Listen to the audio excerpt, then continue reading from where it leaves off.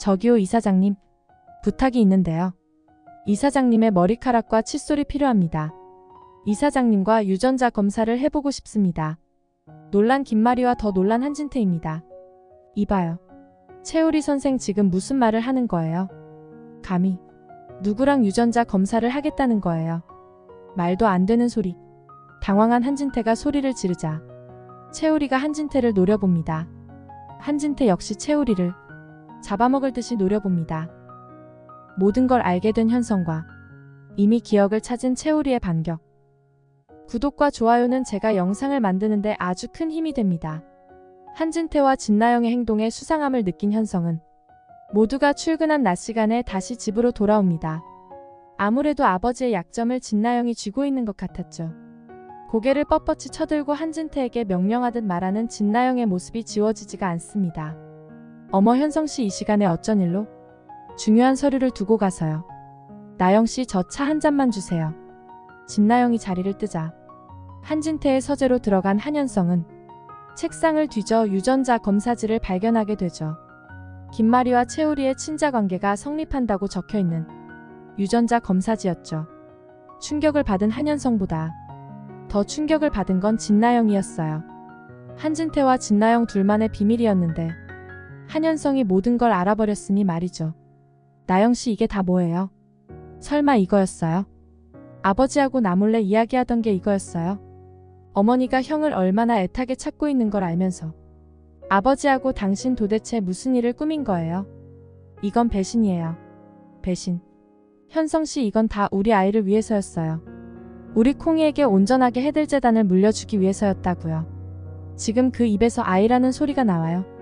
아직 태어나지도 않은 아이에게 뭘 물려줘요. 꼴도 보기 싫으니까 당장 내 눈앞에서 사라져요. 당장. 흥분한 한현성에게 지금은 어떠한 변명도 통하지 않을 것 같죠. 진나영은 어쩔 수 없이 일보후퇴합니다. 방으로 들어가 짐을 싸며 한진태에게 전화를 겁니다. 여보세요? 아버님 저예요. 얼른 집으로 오세요. 현성씨가 다 알아버렸어요. 뭐야?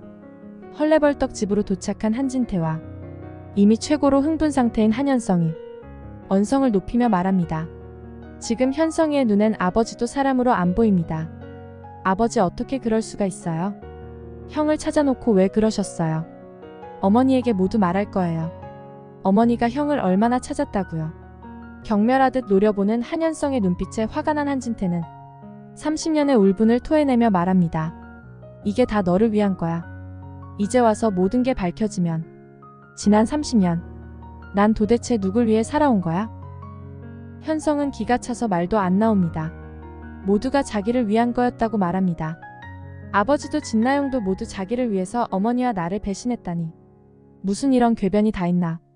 더 이상 아버지하고는 말도 섞고 싶지 않습니다. 그렇게 부자의 대화는 끝이 났고 한현성은 진나영에게 다시 한번 소리칩니다. 당장 내 눈앞에서 사라져요. 당장. 집을 뛰쳐나간 현성은 자신도 모르게 마당집으로 향하고 있었죠.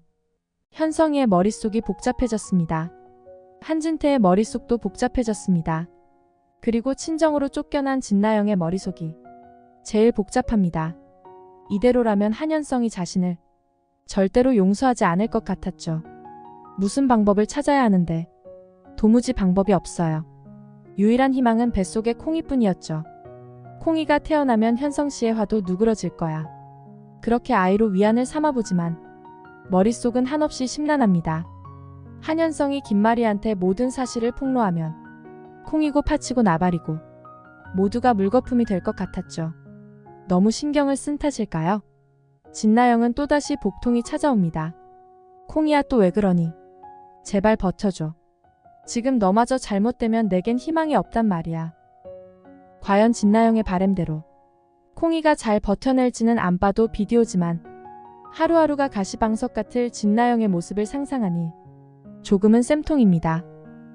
한편 마당집에 도착한 현성은 마당집을 두리번 대기만 할 뿐 들어가진 못하고 있었죠. 들어가서 뭐라고 말해야 할지 생각이 나질 않았죠.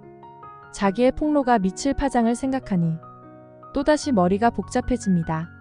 집으로 돌아간 현성은 김마리의 방으로 들어갑니다. 침대에 누운 채 낙심하고 있는 김마리의 모습을 보니 참았던 눈물이 쏟아집니다.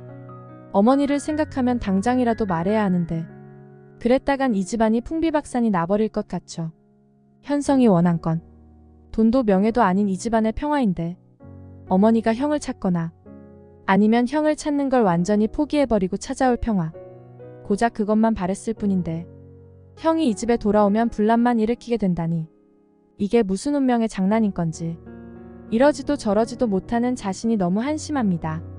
한편 김마리가 마당집에서 쓰러져 잠들었던 그날 채우리의 기억은 이미 돌아와 있었죠. 마당에서 놀다가 엄마 품에 안기는 꿈을 꿀 때마다 한 번도 보였던 적이 없던 엄마의 얼굴이 그날은 선명하게 보였죠. 눈앞에서 잠들어 있는 김마리의 모습을 보니 괜시리 눈물만 납니다. 이분이 내 친어머니시구나.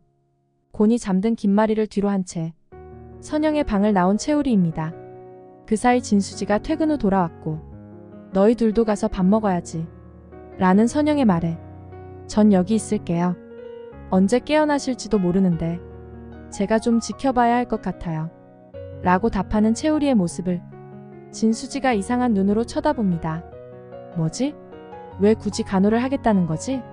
지금 이 상황에 채우리가 굳이 밥을 안 먹고 지켜봐야 할 필요가 없단 걸 충분히 알고 있었죠. 진수지도 의사이니 이런 건 당연히 모를 리가 없죠. 어딘가 모르게 채우리의 행동에서 이상함을 느낍니다. 맞아요. 채우리는 모든 게 기억이 났습니다. 하지만 김마리가 생물학적인 엄마일지언정 지금까지 사랑으로 키워준 최선영 곁을 떠날 순 없었죠. 내게 엄마는 최선영이 유일합니다. 문득 비가 엄청나게 쏟아지던 그날이 생각납니다. 우산을 들고 학교로 찾아와 반갑게 웃어주던 모습이네요. 엄마가 내게 어떤 엄마인데 엄마가 내게 베푸신 사랑과 은혜가 얼마나 큰데 내가 어떻게 엄마를 떠나. 절대로 그럴 수 없어. 김마리 이사장님께는 죄송하지만 난 이대로 엄마 곁에 있는 게 맞는 것 같아. 그렇게 채우리는 혼자만의 비밀로 묻어두기로 합니다. 얼마 후 며칠이나 지났을까요? 몇 날 며칠을 고민하던 한현성은 채우리와의 술 약속을 잡습니다.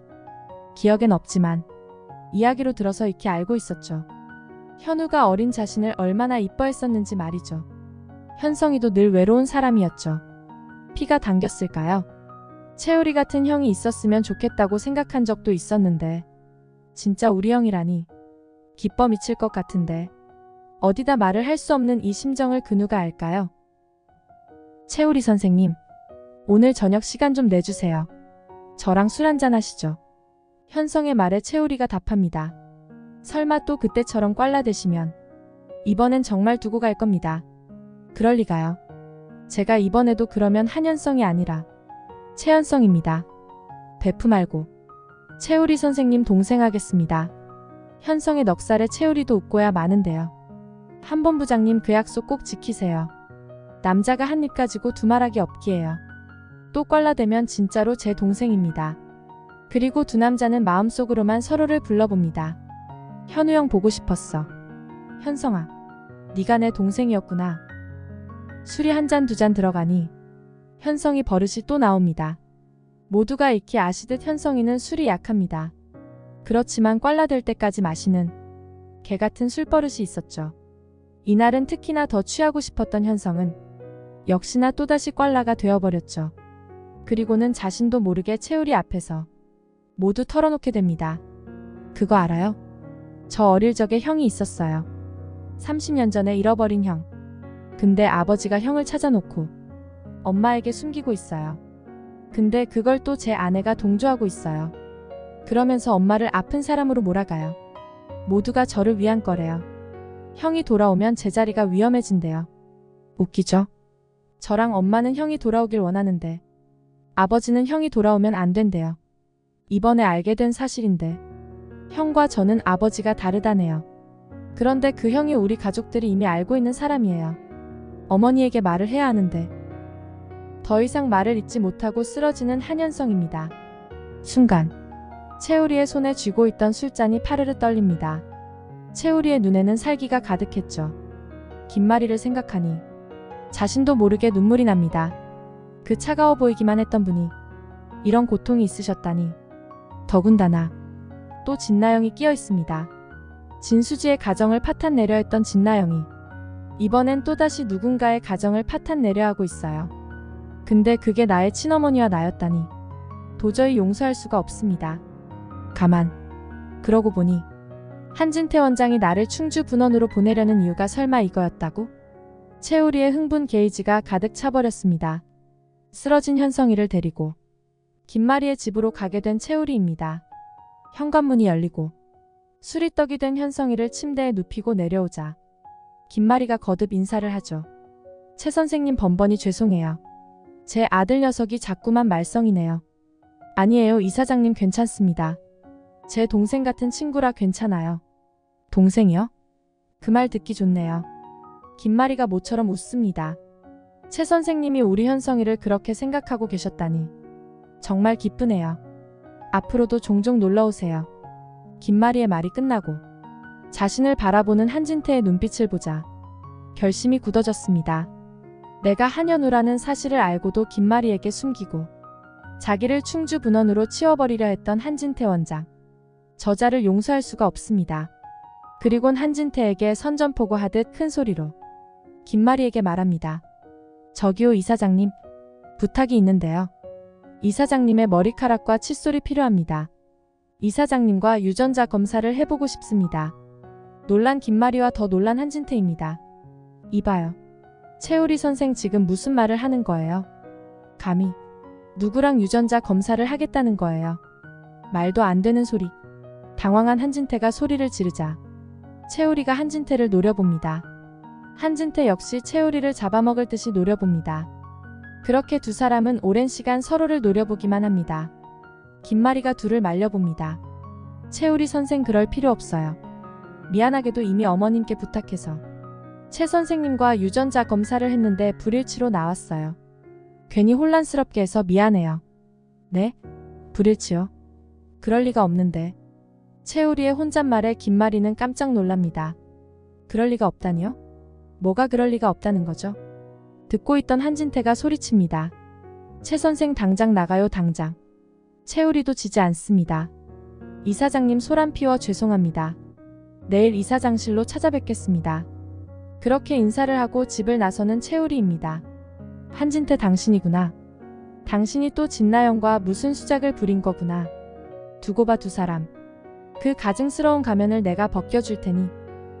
한진태와 진나영의 만행이 밝혀지는 건 이젠 시간 문제가 되겠네요. 오늘따라 한진태의 밤은 무지 길게만 느껴집니다. 날이 밝았습니다. 똑똑. 이사장님 저예요 채우리. 가시죠. 유전자 검사소로. 오늘 영상은 여기까지입니다. 끝까지 시청해주셔서 감사합니다. 재미를 위해 각색한 뇌피셜이므로 본방송과는 차이가 있을 수 있습니다. 구독과 좋아요는 제가 영상을 만드는데 아주 큰 힘이 됩니다. 오늘도 행복하세요.